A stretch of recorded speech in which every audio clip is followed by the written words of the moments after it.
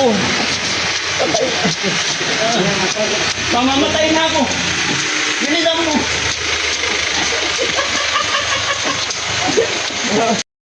Malungkot ka. Ha? Malungkot ka. Sabi ni Darangke, dito lang ako sa bahay ni Darangke. Yung bahay po nun, di ako sasama. Bakit? Darangke. Bakit? Ito ko, papakuha lang. Si Don, si Oliver, si Gian. Takot lang papadala ko. Ako, dito lang ako. Dito ka lang. Oh. Paano yan? May kung kukunin ka nila. Hindi. Ayaw ko, hindi ako papayag. Dito na lang ako. Ba't ayaw mong pumayag? Para pabantay ko si Darangke. Napamahal ka kay Daddy Frankie. Ano nagawa ni Daddy Frankie sa'yo? Mabait. Merong wifi pa. Ano pa? Mabuting tao si Darangke. Para mo na magulang. Ha? Para mo na siya magulang. Tatay, nanay, si Mama Rochelle. Si Darangke, tatay ko. Nanay ko si Mama Rochelle. Mahal na mahal ka namin bandam, ha? Ano masabi mo kay Daddy Frankie? Okay lang. Pati kung bay po na dito lang darating. Hindi ko alam. Ano masabi mo kay Daddy Frankie? Okay lang. Dito bay po na dito lang darating. Utos ni Darangke, yung bay po na dito lang darating. Utos niya. Wow, utos ah. Hindi, sabi ni Darangke, yung bay po na dito lang darating. Hindi darating. Darating yung nanay, tatay, matapatid ko. Yan ang darating. Mga dulang ko. Pag kamukha mo na, yun na yun. Pag hindi mo kamukha, Hindi ako kasama.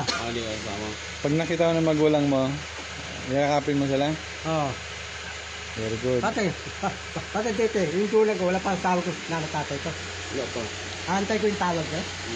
Bandan, anong sabihin mo kay Daddy Frankie pag kinuha ka ng magulang mo?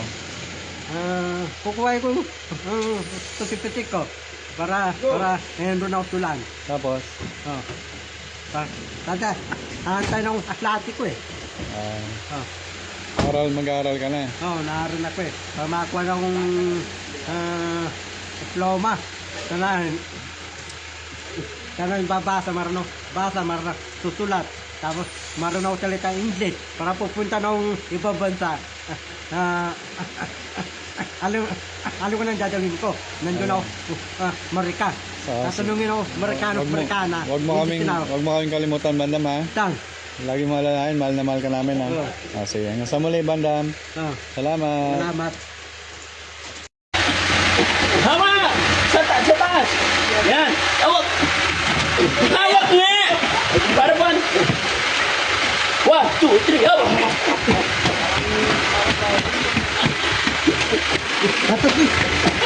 Ang bigat mo! Bilisan mo, Bandam, mamamatay na ako.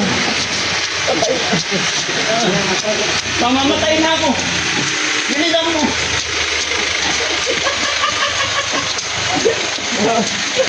Mabigat ako? Magbigat. Baba, ingat ka dito, ha? Ingat.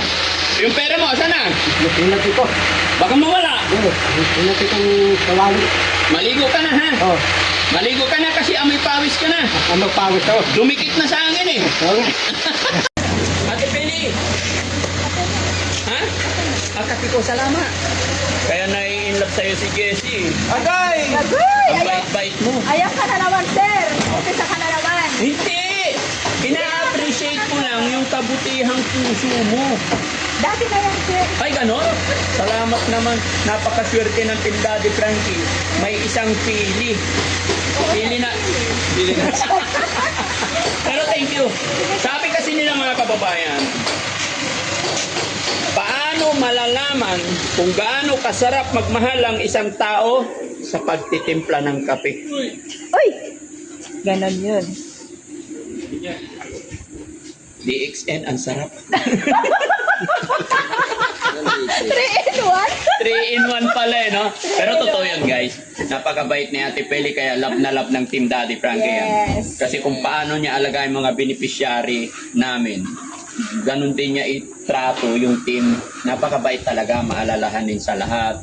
Hindi na kailangan utusan. Kaya siya rin naman ay pinagpapala. Alam niyo ba, mga kababayan, ang tagal niya sa Maynila nagtrabaho, hindi nakakapagpagawa ng bahay. Kumbaga, walang movement. Pero ngayon, nung nandito siya sa Team Daddy Frankie, dahil maraming blessing, dahil love na love siya ng ating Panginoon, unti-unti nakakagawa na siya ng bahay niya.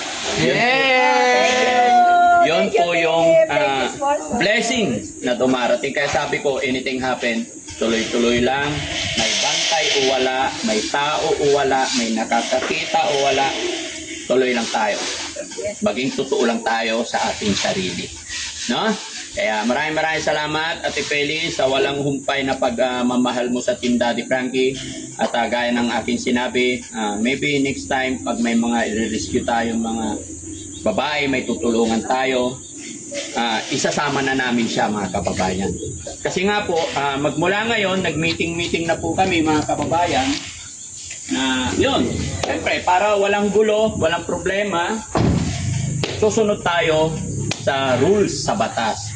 Kaya salamat din sa mga taong nagbigay ng advice.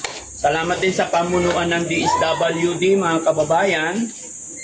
Pinaliwanag din naman nila ang lahat, which is tama naman. Sabi naman ng DSWD, maraming way para makatulong na hindi tayo lumalabag sa batas.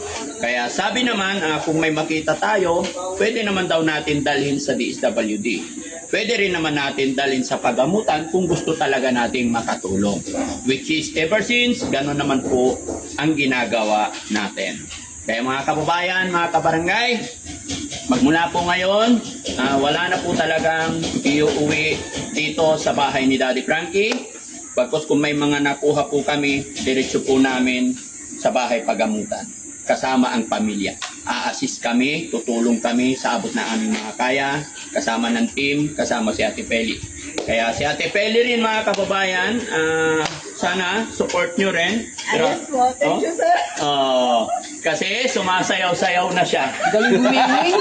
Ano? Galing gumiling yan eh. Kumikimbot-kimbot na siya. Kaya mga kababayan, nakikita nyo yung page niya, support nyo po siya. Huwag po sana natin ipagkait yung pag-heart, pag-share ng mga upload videos natin. Lamping ko lang para matapos din. Kung sakaling lulubin ng Panginoon na sumweldo rin siya, magawa niya mabilis matapos yung kanyang bahay. No? Alam ko naman yun ang pangarap ng bawat isa sa atin, yung mga pag-build tayo ng bahay natin, yung sarili nating pinagpaguran, pinagsikapan. Saan man makarating ang isang tao, kalayo-layo marating natin, pagtanda kasi natin, uuwi at uuwi tayo kung saan tayo nagmula. At pagdating sana ng time, oras, araw na iyon, ay may masisilungan tayong masasabi natin, ito yung pinagpaguran ko nung nandun ako kay Daddy Frankie, pinagsikapan ko to nung nasa Manila ako. Kung saan ka man naroon nung kalakasan mo, and then pag matanda ka na, masarap sariwain, masarap alalahanin yung mga pinagpaguran mo, ito. Tapos may rocking chair si Ate Peli, ano? O, tapos pakape-kape na rin. Pag nagkakape ka, doon mo na maalala. Ito yung lagi kong ginagawa pag sinigawan ako ni Daddy Frankie, kape! O, di ba? So, ayan mga kababayan, have a blessed day po sa atin lahat. Muli po, no? Ako'y magpapaalala, bawal na po tumanggap si Daddy Frankie dito. Pero pag may mga bisita, yung mga followers natin, okay lang po kung pumunta dito magpa-picture. Pero yung mga beneficiary, yung mga iniiwasan na po natin yon, no? Kaya maraming salamat. At syempre mga kababayan, doon din sa barangay captain, doon kila Nanay Ansing. Ayan, pasensya na po kayo. Sana maging maayos na ang lahat. Walang ibang nais si Daddy Frankie, kundi maging maayos ang lahat. Kung may time, makakagawi po kami dyan, pupunta kami. Pero ngayon, may mga naka-schedule pa kami. Pero pupunta po kami dyan. Shoutout po sa barangay captain ng Nancamarinan, and then sa DSWD ng Paniki, Tarlac. Sana magkita-kita po tayo. Love you all po, and God bless. Mabuhay po tayo lahat mga kababayan. Thank you po. Ingat po kami.